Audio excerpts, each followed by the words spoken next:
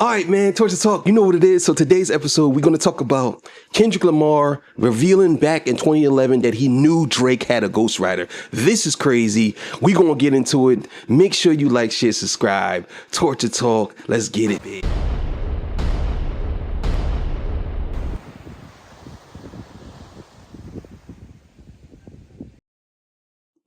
All right, man.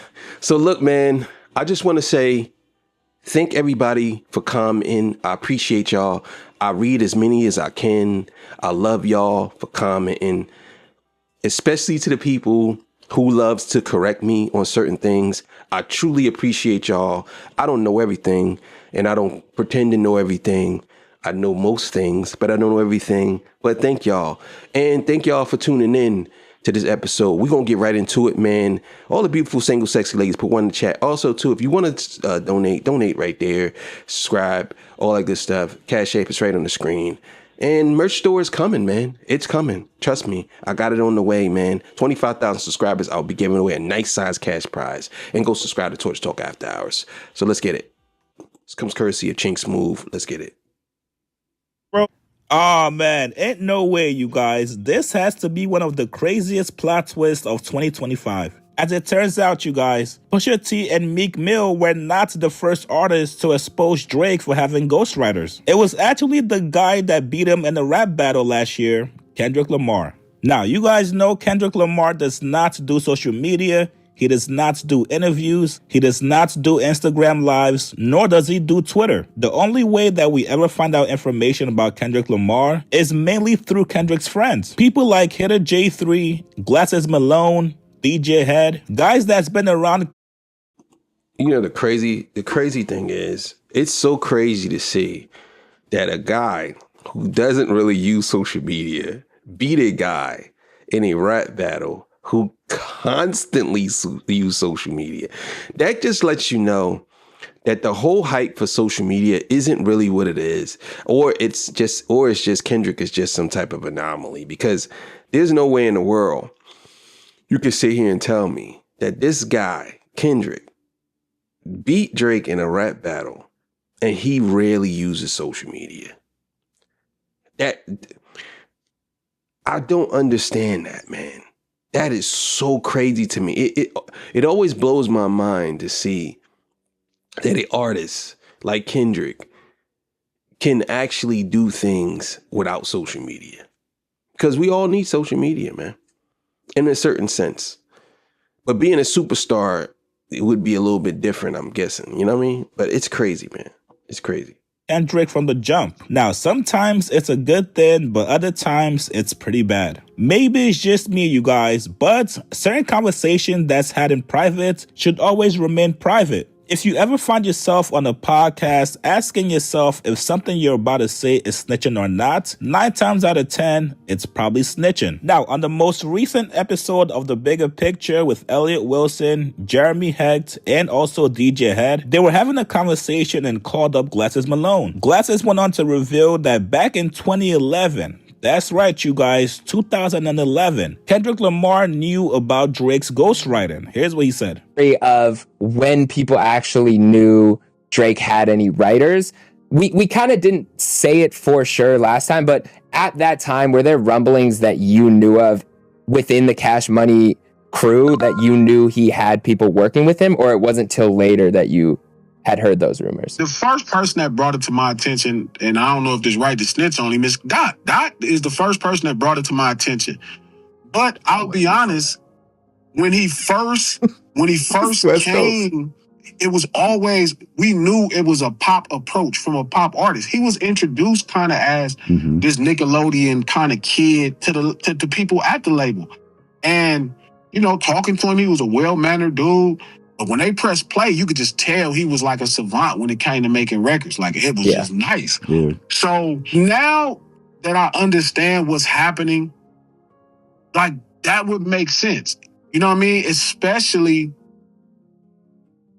a lot earlier than we think. You know what I mean? Was that 2011? Yeah, I'm thinking it's around then. But I don't think we would have had rumbles about it because we kind of always knew that he was a pop artist. Damn, bro. damn, that's going to hit hard. And I know the thing is, a lot of people are going to try to deny that. They're going to try to downplay it. They're going to try to say some things that I would say is weird. But I'm going to tell you right now, people are going to be upset with this, bro. And his fans, and not upset with him, upset with this being revealed. Because you got to understand, the narrative that Drake has writers is the true narrative, because everybody knows this, but it's different when it's coming from the opponent of the guy that beat him. So it's kind of now it's like, oh yeah, he's just definitely smearing this in his face now. It's so crazy to see how this is all playing out. It's crazy to see this. I can't even say anything. It's so crazy to see how this is all playing out. And, man, damn, bro. Damn, Drake, bro. They got you, bro. They get you out of here, bro. They are really removing you, bro. It's so crazy. All of this because you battled Kendrick. If you just didn't battle him, this probably wouldn't have had came about, bro. Like, for real. If you just kept your mouth shut and didn't battle him, it's probably would have just been, damn, bro. You know what I mean? Like, not like he's a rapper, but he was a pop artist. His approach was an assembly line of how he made music that fit. Like, and he had a bunch of, you know, he had a great team. 40 was fantastic. Boy, one of the T-minus. Them dudes were like fantastic. He walked in with this team. Like, he had a plan and he executed, and his plan worked. But you knew that. Do you think Kendrick, when he said that to you, was he disappointed? Like, because basically, like, I've been studying this whole, like, was Kendrick disappointed? Oh, hell yeah. Hell yeah. I called the nigga a liar. Mm-hmm. That's true. You know what I mean? That's a fact. I didn't quite understand what pop meant, like what pop was. Like, now I'm like, God damn it. You know what I mean? It made perfect sense. But when he first said that, I was like, hell nah, man. I'm watching this dude do his thing. Like, you know.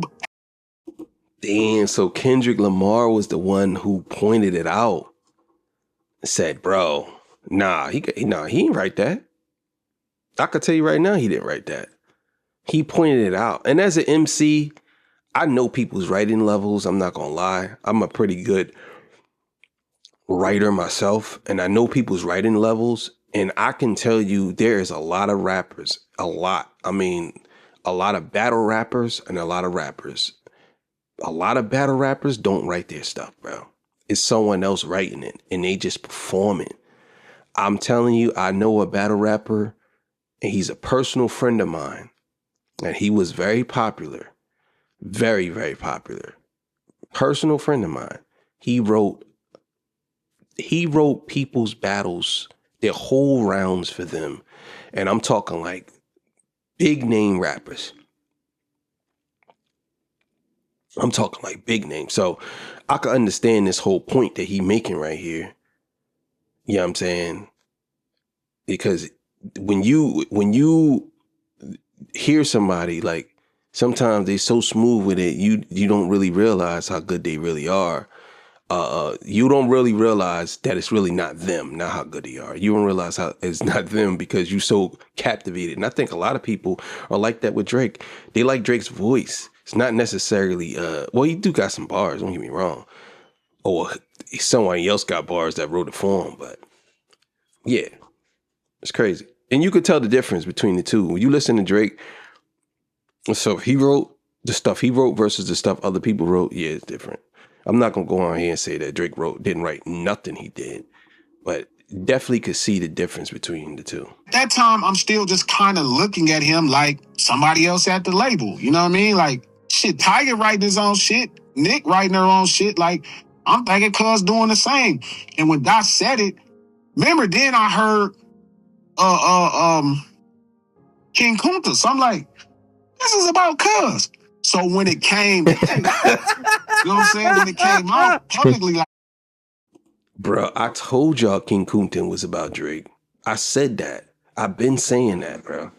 I don't know why people didn't believe me. I've been saying King Kunta is about Drake. With a rapper with a ghostwriter, what happened? I swear I wouldn't tell. I swear I did a whole episode about that. I swear I wouldn't tell. But most of y'all sharing bars like you got the bottom buck in the 2-man cell. Like, bro, like something's in the water. I'll go ahead and finish it. When Meek kind of leaked it, and then I start asking around like all the back channels, I was like, oh, hell.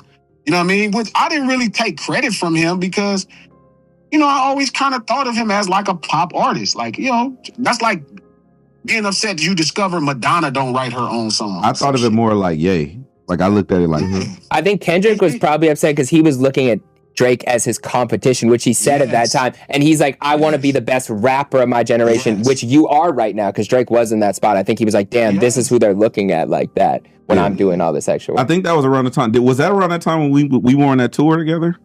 It was right after. It was right after we came back from that tour. Right after. But when he told me, I was like, nigga, hell no. I'm like, you know what I mean? But I didn't. Now, in hindsight, it all makes sense. You know what I mean? His approach is very much like Michael Jackson. He just got multiple Rod Tempertons. You know what I mean? He said it openly.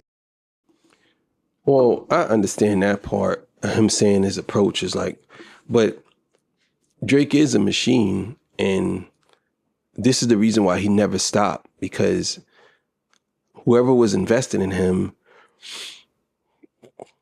this was their cash cow. This was the job. So this is what he did. And of course he gained fans on the way. He got hits on the way, but that's all people care about when it come to him. And even he himself don't really care about the genre as much. He only cares about whether he don't care about no genre. Whether it's pop, whether it's hip hop, it doesn't matter.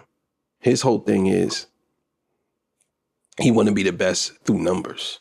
That's it. Because Drake feels as though if he can beat everybody through numbers is the answer for being the best. That's how I look at it. Drake looks at it like, if I'm number one, if I have all these number one records, I can't be denied, because the numbers is what everybody looks at. But in hip hop is like boxing. You can have no losses and still not be considered the greatest fighter of all time. That's how it goes in hip hop. Hip hop is a different type of genre. You know what I'm saying? A million times, and none of us ever paid attention that this was his approach, because we've looked at rap. Rap has been so synonymous with hip hop over, especially Elliot, me, and our lives, bro. So, you know, since fucking Debbie Harry rapped on Rapture, everybody else that's been decent in rapping, you pretty much knew that they were kind of part of hip hop, versus now where rapping is being used with all genres. And now their own rules apply, you know, in that genre, or in that, you know, that whole collective of how they approach making records. So he's always had this really brilliant approach at how he was going to make records, but he also understood he was taking it all from a pop perspective. Now, I'm pretty sure that was information that Kendrick probably would not have liked to be made public. I mean, I get what Chinks is saying here, but I don't think that that's the case. Be honest with you, I don't think Kendrick even cares. like for real, I don't think this is 2011. We in 2025. I don't think Kendrick cares, because I don't think most people, they're gonna gravitate to the story, but nobody's really gonna. Be honest with you, people ain't gonna really care. They're not gonna really care. They're gonna be like, oh well, whatever. But now there's another theory out there.